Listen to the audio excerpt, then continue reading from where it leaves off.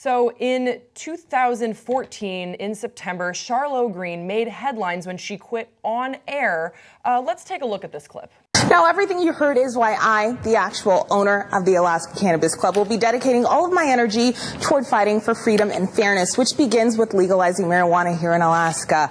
And as for this job, well, not that I have a choice, but fuck it, I quit.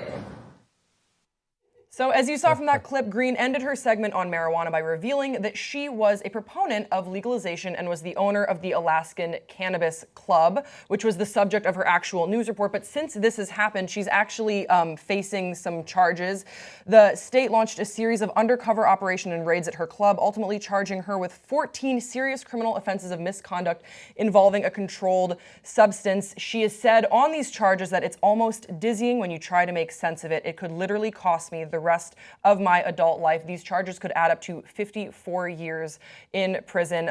So people who are commenting on this say that it's interesting that the charges against Greene, who is black, are particularly alarming given the government's history of disproportionately targeting people of color for minor marijuana offenses with tough on crime policies that fueled mass incarceration. So I want to get a reaction from you guys. Do you think that this is worth it, I guess, because it's worth to note that pot was legalized in Alaska in November of 2014. So her story broke in September, and now she's facing these charges because they were saying basically that she got a little bit ahead of herself. Cynthia Franklin, the director of the state's Alcohol and Marijuana Control Office, said that Greene's club and 2 other businesses are facing consequences for launching before regulations were in place.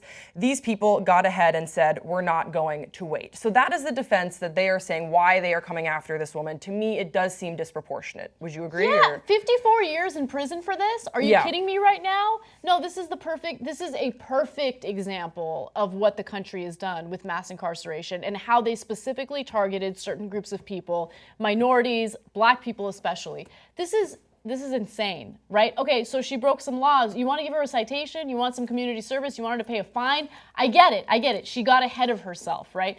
But this is involving a substance that can't kill you. This is involving a substance that was eventually legalized in the state a month later or 2 months later. What are we having a conversation about? Is she a violent criminal that should be put behind bars because she's a threat to society? No, absolutely not. This makes me so angry. It's a waste of resources. For all the taxpayers in Alaska, you're going to be paying for this. You pay for this, okay? Your tax money is going to this garbage instead of paying for the schools that your kids are going to, instead of paying for the infrastructure in your state or your city. Like, this is insane. It makes me beyond angry, and I hope that, she somehow gets some justice in this case, because she does not deserve to be behind bars. She just doesn't. Yeah, it's obviously political. It's a vendetta. I mean, the fact that it's legal now, it's like, like you said, they should give her a fine or something if they really want to make an example out of her. Give her the fine, move on. And it goes back to what we were talking about earlier about like all this white-collar crime. You got the guy at Wells Fargo who was overseeing all these, the scam that they were pulling, and now they've said that he's not getting his bonuses or something. He's not going to get his several millions of dollars. But there's no prosecution of him. There's no prosecution of any of the bankers and what they did. And this girl had a pot shop, a couple months before the pot shops were legal. Good for her. Really? Good for you. Yeah. Good for you. We have an epidemic of heroin addiction in the country right now, and the main reason why is because pharmaceutical companies kept pushing doctors and convincing doctors to overprescribe opioids and prescription painkillers. So they got addicted to that, and then once they didn't have access to those prescriptions anymore, went to the black market and started taking heroin, and people are actually dying because of that. Are we having a discussion about what we're going to do to the pharmaceutical companies? Of course not, because they're people in power, right? They're people who have the money, they're the people who have the ability to do whatever the hell they want without any consequences. We're talking about drugs that actually kill people. And there's no consequences for that. But when it comes to marijuana, which does nothing but give you joy and happiness, we're going to go after her? Really? Well, and another thing that The Guardian pointed out in this is just saying that she went viral for quitting on the air. She went viral. She was able to do a bunch of, publicity for her cause at the time. And now it's really hard for her to get back in the news for her legal troubles. Mm-hmm. And that, I think, just says about the disservice that the media is doing, because they wanted to, it was funny when she said, "Fuck it, I quit" on the air. That was really fun, and that could make headlines. That was great. That led to clicks.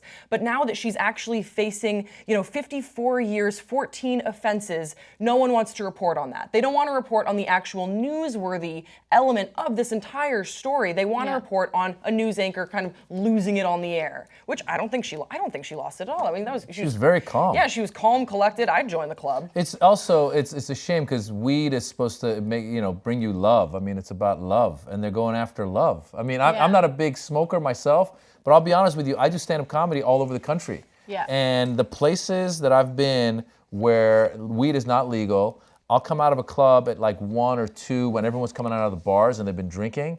And I swear to God, the environment in Tempe, Arizona, the environment in San Diego, California, it always felt very aggressive, like people wanted to fight. And then I went to Denver and did some gigs. I swear to, I came out at 1:30 in the morning. It was like people were just chilling. We just want to get some tacos. And so this girl is trying to bring some love, and they want to get her in trouble for it. Look, I'm not going to sit here and pretend like marijuana is like the healthiest thing that you can do, and there's no consequences of smoking marijuana. But compared to the stuff that we have legalized in this country, including tobacco and alcohol, marijuana is harmless. Relatively speaking, it's harmless. Okay, and marijuana, I will say, this year has probably saved me from going insane because it's been like the most stressful year. I have no appetite, unable to sleep, like just terrible, right? If it wasn't for marijuana, I would get no sleep and I wouldn't ever eat, okay? So it has medicinal benefits and it goes beyond what I've experienced with it. It helps people who are in tremendous pain because of cancer and other ailments. Why are we having a conversation about destroying a woman's life and putting her in prison for 54 years? Wait till it gets to the big corporate level now for marijuana, because it's going there. We know that. Now, when they have control and power of it, it's not going to, as you talked about the drug epidemic now. Once that control is over these big name people, she was a small time person who made a name for herself with the way she got off air, where she quit her job, embarrassed several people, her station, other people, got out in front of it early, probably was gonna make more money, was getting publicity off it. All these things are like, how dare she? That's what we get. We get advantages. We're trying to unveil this next. We're the ones that are gonna benefit off this. This low-life nobody, who is she, is gonna take our shine. We're gonna make an example out of these people that are low-lives, that are lower than us, and that can't take money that we're gonna have. I'm telling you, when marijuana takes off and the corporations get a hold of it, man, they're gonna be doing things as done before. I don't know how it's gonna change, but it's going to change severely to where they control it all. I mean, look at how every other drug, and I mean alcohol to cigarettes, as bad as all that is, they push it and they can do whatever they want.